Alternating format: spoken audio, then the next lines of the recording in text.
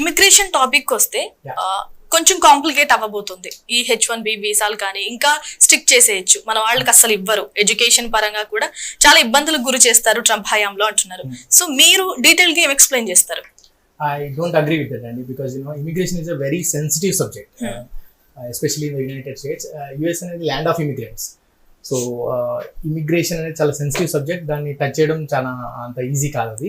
And moreover as sir said, Vivek Ramaswamy కావచ్చు and Elon Musk కావచ్చు, so they are all favour to this H1B because high very good talent కావాలనేదే వాళ్ళది కూడా. So ఒక problem ఏంటంటే India has lot of H1B applications, అందుకు మనకు ఆ తేడా కనిపిస్తుంది. కానీ I don't think it will be a big problem for H1B people. కాకపోతే విషయం ఏంటంటే యుఎస్ మెయిన్గా చూసేది ఏంటంటే even Trump is against illegal immigrants, is always against the illegal immigrants. అంటే అన్డాక్యుమెంటెడ్ పీపుల్ ఎవరైతే ఉన్నారో వాళ్ళ మీద he's against. So people who are studying well, మంచి డిగ్రీతో వెళ్ళి మంచి యూనివర్సిటీస్లో చదువుకొని ఉంటే మాత్రం వాళ్ళకి ప్రాబ్లం లేదని అంటున్నాను. కాకపోతే ఇండియా నుండి ఎక్కువ పాపులేషన్ వల్ల ఆ కోటా ఎవ్రీ ఇయర్ మామూలుగా ఒక 65,000 వరకు మన general quota and 20,000 masters quota ఉంటుంది. అండ్ అరౌండ్ 6,800 వరకు చైల్డ్ అండ్ సింగపూర్ సిటిజన్స్కి ఉంటుంది అన్నట్టు. సో ఈ H1B అప్లికేషన్స్ ఎక్కువ అవ్వడం వల్ల that is the only difference. But going forward నేను ఒక 16 years యూఎస్లో ఉన్నాను. I processed for almost like 14,000 students from the past 16 years. Okay. So ఇది లాస్ట్ 16 years నుండి నా ఎక్స్పీరియన్స్ ప్రకారం నేను చెప్పేది ఏంటంటే ముందు 2006, 2008లో కొంతమంది జస్ట్ ఎక్సెల్ నేర్చుకొని యూఎస్కి వెళ్ళిన వాళ్ళు ఉన్నారు. అండ్ 2012, 13లో నార్మల్ టెస్టింగ్ టూల్స్, చిన్న టూల్స్ నేర్చుకొని జాబ్ సంపాదించిన వాళ్ళు ఉన్నారు. But now it's change. People should focus on ఎక్కువ డిమాండ్ ఉన్న కోర్సెస్ నేర్చుకోవాలి. అంటే ఆర్టిఫిషియల్ ఇంటెలిజెన్స్, డేటా సైన్స్ అట్లాంటి కోర్సెస్ నేర్చుకుంటేనే స్కోప్ ఉంటుందని అంటారు.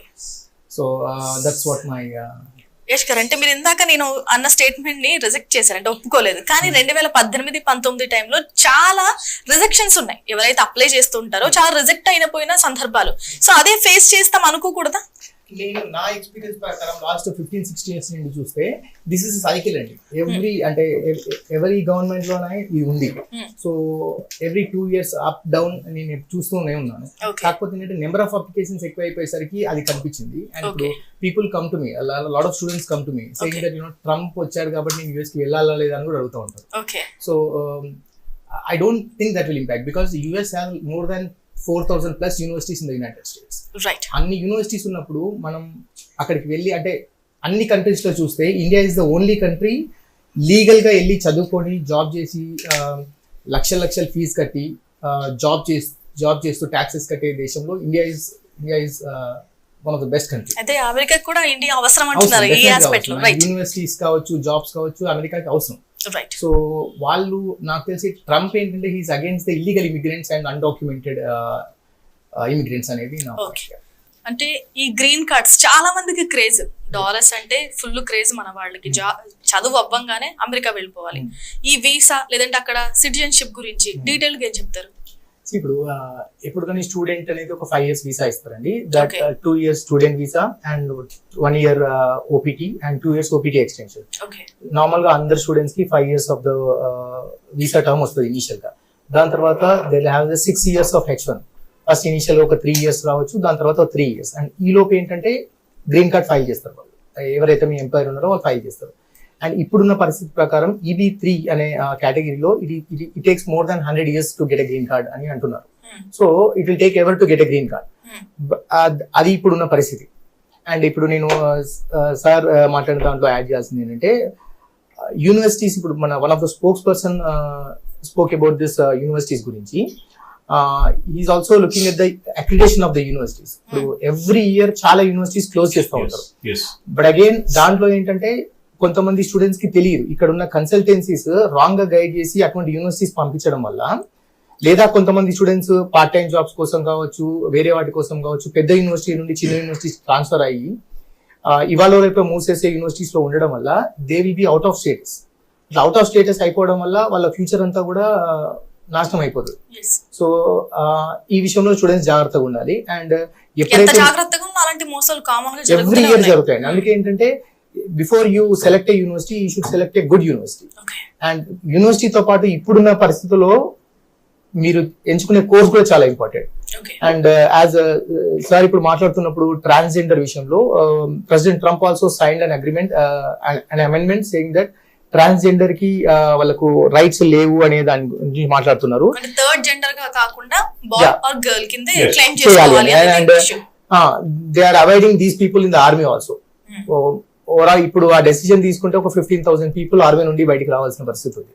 Okay. So these are all things. So చూద్దాం ఫర్దర్ గా ఎలాంటి ఇంపాక్ట్ ఉంటుందో కూడా మాట్లాడదాం. బిఫోర్ దట్ అంటే Feb 20th నుంచి ఈ గ్రీన్ కార్డ్ హోల్డర్స్ కానీ చాలా మంది వెనక్కి వచ్చేయాలంటూ కూడా న్యూస్ వెనక్కి వచ్చి రావడం లేదండి. ఇప్పుడు ఎవరైతే ఇప్పుడు రాంగ్ ప్రొపగండా అండి. వెనక్కి రావడం అనేది లేదండి. కాకపోతే ఏంటంటే ఇప్పుడు February 19th వరకు ఎవరైతే యుఎస్ లో లీగల్ ఎనీ పర్సన్ కి ఎవరైనా చైల్డ్ బర్త్ ఉంటే మాత్రం వాళ్ళకి సిటిజన్షిప్ వస్తుంది.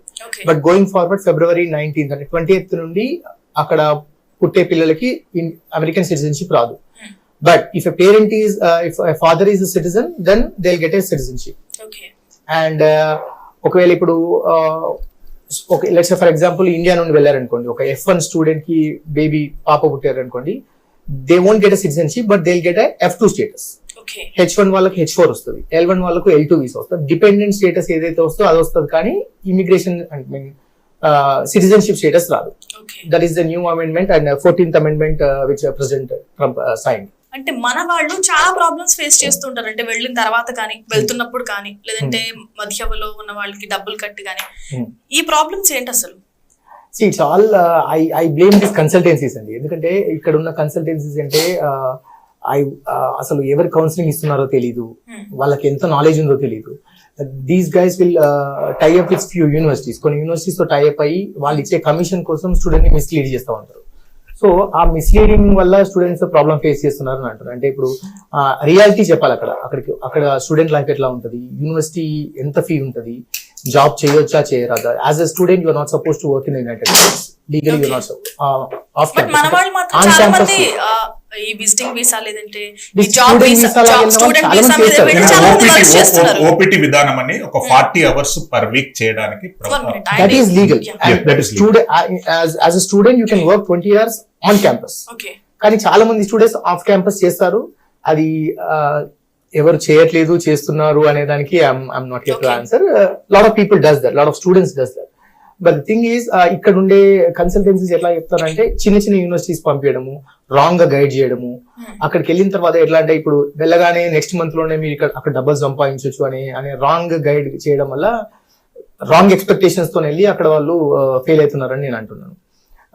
But again if you're talking about this jobs and all,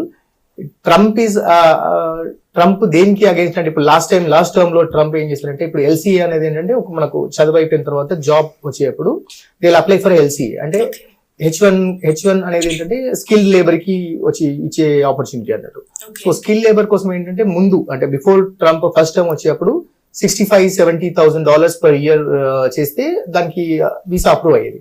but దానికి ట్రంప్ ఏం చేశారంటే హై వేజ్ ఉన్న వాళ్ళకి ఇవ్వాలి అంటే that move to 100K 110K ఉన్న వాళ్ళకే ఎక్కువ హై అప్రూవల్స్ ఉండే. సో అప్పుడు ఏంటంటే ఈ ఎంప్లాయర్స్ అందరూ కూడా ఆ వేజ్ పెంచారు అన్నట్టు. దట్ వే చిన్న ఎంప్లాయర్స్ ఎవరైతే ఉన్నారో తక్కువ నాలెడ్జ్ ఉన్న వాళ్ళకు జాబ్స్ పోయాయి అన్నట్టు. So that way is eradicating this thing. And Trump is totally against this illegal immigrants. ఇప్పుడు కోట్ల మంది ఉన్నారండి, especially from who don't support the national interest. అంటే ఎస్పెషల్లీ ఇల్లీగల్ ఇమిగ్రెంట్స్ ఉంటారు కదండి, మెజారిటీ కొన్ని కోట్ల మంది ఉన్నారు యుఎస్ లో ఇల్లీగల్ ఇమిగ్రెంట్స్. అంటే ఏ స్టేటస్ లేకుండా ఇల్లీగల్ గా వర్క్ చేస్తూ ట్యాక్సెస్ కట్టకుండా ఉన్నారు. President Trump is totally against them. So వాళ్ళని ఎరాడికేట్ చేస్తే ట్యాక్సెస్ అన్ని సేవ్ అవుతాయి అండ్ జాబ్స్ కావాల్సిన వాళ్ళకి వస్తాయి అనేది that is his main target అని నేను అనుకుంటున్నాను. I really like to thank Srisailam గారు for getting this, because consultancies అనేవి మన తెలుగు స్టేట్స్ లో హైదరాబాద్ లో ఒక 400-500 కన్సల్టెన్సీస్ ఉన్నాయండి. సో కన్సల్టెన్సీస్ ఏంటంటే రాంగ్ గా గైడ్ చేయడం, ఫ్రీ ప్రాసెసింగ్, ఫ్రీగా చేస్తామని చెప్పేసి రాంగ్ యూనివర్సిటీస్ గైడ్ చేయడం వల్ల స్టూడెంట్స్ చాలా లాస్ అవుతున్నారు. ఇక్కడ ఉన్నప్పుడు వాళ్ళ పరిస్థితి వేరే, అక్కడికి వెళ్ళిన తర్వాత వాళ్ళ ఆ ట్రామా ఎలా ఉంటుందంటే డబ్బులు ఉండవు చేతిలో. ఇక్కడ వీళ్ళు చెప్పిన సినారియో వేరు, అక్కడ ఉండే సినారియో వేరు. సో అది పేరెంట్స్ తో షేర్ చేయలేరు. మిడిల్ క్లాస్ లో ఉన్న వాళ్ళు కూడా వెళ్తా ఉంటారు, లైక్ ఒక ఫస్ట్ సెమిస్టర్ ఫీజు తీసుకొని వెళ్ళిపోయిన వాళ్ళు కూడా ఉన్నారు. సో ఆ ట్రామా వల్ల స్టూడెంట్స్ చాలా ప్రాబ్లమ్ ఫేస్ చేస్తున్నారు అక్కడ. సో ఎస్పెషల్లీ ఏమంటారంటే it's not about just the consultancy, you should always look about ఎవరు మిమ్మల్ని కౌన్సిలింగ్ ఇస్తున్నారు. అండ్ ఎంత కౌన్సిలింగ్ ఇచ్చినా గానీ it is your job to analyse and investigate. Research చేయడం చాలా ఇంపార్టెంట్. యూనివర్సిటీ ఏంటి, ఇప్పుడు నేను 2006-2008 లో వెళ్ళినప్పుడు ఈ ఫేస్బుక్, ఈ సోషల్ మీడియా చాలా తక్కువ ఉంది. But you have lot of resources today. Please try to communicate with the universities. కొంచెం కన్ఫ్యూజ్ చేస్తున్నాయి, ఒకటా రెండా చూడడానికి. ఇప్పుడు మీరేనా 450 ఉన్నాయి. అవును, కాకపోతే you should always communicate with the universities. Best certified, let's say if you ask me, I'm certified counsellor. So మీరు ఇప్పుడు 2 తెలుగు స్టేట్స్ లో ఆర్ ఎస్పెషల్లీ హైదరాబాద్ లో ఎంతమంది కౌన్సిలర్స్ కి సర్టిఫికేషన్ ఉందనుకుంటున్నారు? సో మన పేరెంట్స్ కావచ్చు, కొంతమంది పేరెంట్స్ కూడా చూస్తున్నా, I really feel sad about that.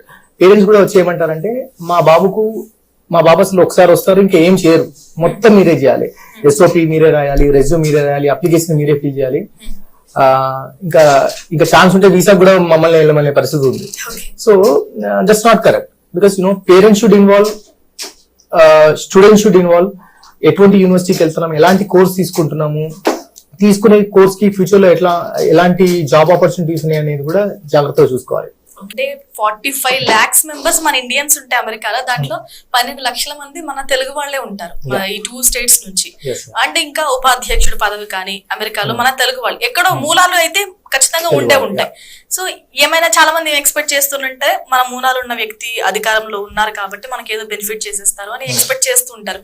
నిజంగా ఎడ్యుకేషన్ పరంగా కానీ లేదంటే మన ఎంప్లాయీస్ వెళ్తున్నప్పుడు కానీ నిజంగా అలాంటి బెనిఫిట్స్ ఏమైనా ఉంటాయా మన వాళ్ళకి? I don't think so అండి, అట్లా ఏం లేదు. బట్ నేను I saw in one of the interview president Trump కూడా చెప్పింది ఏంటంటే స్టూడెంట్స్ ఎవరైతే మాస్టర్స్ చేయడానికి వస్తారో వాళ్ళకి డైరెక్ట్ గ్రీన్ కార్డ్ ఇస్తామని కూడా ఒక ఇంటర్వ్యూలో చెప్పినారు. బట్ మొత్తానికి నేను చెప్పేది ఏంటంటే all he need is the talent. Talent ఉన్న వాళ్ళను ఎప్పుడు కూడా ఆపడానికి రెడీ లేదు. They need talent. ఒకవేళ కనుక టాలెంట్ ఉంటే వాళ్ళకు వీసాస్ ఇవ్వడానికి వాళ్ళకి ఎటువంటి ఇష్యూ లేదు. అండ్ మోర్ ఓవర్ ఏంటంటే ఇప్పుడు బైడెన్ గవర్నమెంట్ లో నేషనల్ ఇంట్రెస్ట్ వేవర్ ప్రోగ్రామ్ కింద కొన్ని కొత్త పాలసీస్ పెట్టారు. అండ్ ఆల్సో ఓవన్ వీసా అని స్కిల్డ్ స్పాన్సర్ వీసాకి సంబంధించి కూడా ఈ has some different stringent laws ఉన్నాయి. సో అవన్నీ కూడా ఇప్పుడు ప్రెసిడెంట్ ట్రంప్ అవన్నీ రివైజ్ చేస్తున్నారు in favour to these things. So overall గా ఏంటంటే టాలెంట్ ఉన్న వాళ్ళకి US is always a good country. అంటే నేను ఇండియా కాదంటారా? No, I mean Indian. నేను యుఎస్ లో 16 years ఉన్నాను. బట్ ఎప్పుడు కూడా US is a beautiful country. When you have talent and when you follow the rules, it's a very good country. అంటే మన వాళ్ళు తప్పు చేస్తే తప్ప వాళ్ళు యాక్షన్ తీసుకోరు. అండ్ ఇంతకుముందు సార్ చెప్పిన దాంట్లో కూడా I have a student who caught under DUI, అంటే డ్రంక్ అండ్ డ్రైవ్ లో పట్టుకున్నారు. That affected his green card. So చిన్న తప్పు కూడా, అంటే నేను వేరే ఇంటర్వ్యూస్ లో కూడా చెప్పాను, ఒక అమ్మాయి షీ స్టోలెన్ ఒక చిన్న చాప్ స్టిక్ దొంగతనం చేసింది. That affected student visa. So you should be very careful. అంటే వెళ్లే ముందు కూడా మనకు, అంటే నేను నా కన్సల్టెన్సీలో ఏంటంటే before student goes to USA we take post orientation అన్నట్టు. అంటే before you go to USA ఎలాంటి జాగ్రత్తలు తీసుకోవాలి, ఎలాంటి పనులు చేయాలి కదా, ఎలాంటి పనులు చేయొద్దు అని చెప్పడం అన్నట్టు అట్లా. So finally what I want to say is, if your intention is clear, US is a beautiful country. And you have కూడా అంటే వాంటెడ్ గా ఏం చేయరు, చిన్న చిన్న సరదాగానో తెలిసి తెలియకుండా అది తప్పే. అది even it's $1 or $100, it's dollar అయినా సరే that comes under A criminal activity. So that effects there status. So అవన్నీ కూడా తెలుసుకొని వెళ్ళాలి అని అంటున్నారు. H1B వీసాలు అనేవి ఆ కంట్రీ డెవలప్మెంట్ కంటే అమెరికా డెవలప్మెంట్ కి చాలా ఇంపార్టెంట్ థింగ్. ఎందుకంటే నేను ఫస్ట్ నుంచి అంటున్నట్టు మన మేధస్సు అంతా అక్కడికే డ్రైన్ అవుతుంది. సో బ్రీఫ్ గా H1B వీసాల గురించి కన్క్లూడ్ చేస్తూ ఏం చెప్తారు? సో నెంబర్ ఆఫ్ అప్లికేషన్స్ అయితే ఎక్కువ ఉన్నాయండి. ఎందుకంటే బికాస్ లాస్ట్ 3-4 years నుండి చూస్తే ఏంటంటే పిటిషన్స్ ఎక్కువ అవుతున్నాయి. But every year limited, like 60,000 for general quota and 65,000 for general quota, 20,000 for masters quota, and 6,800 for other Singapore and child అని చెప్పాను కదా. సో ఈ నెంబర్ పెరగడం వల్ల కొంచెం టఫే ఉంది అది. బట్ అదర్ దెన్ దట్ ఆ విషయం అయితే టఫే ఉంది. బట్ యూనో మంచి కోర్సెస్ నేర్చుకొని artificial intelligence and data science అట్లాంటివి తీసుకుంటే మాత్రం జాబ్ ఆపర్చునిటీ అయితే బాగానే ఉంటాయండి. Okay right.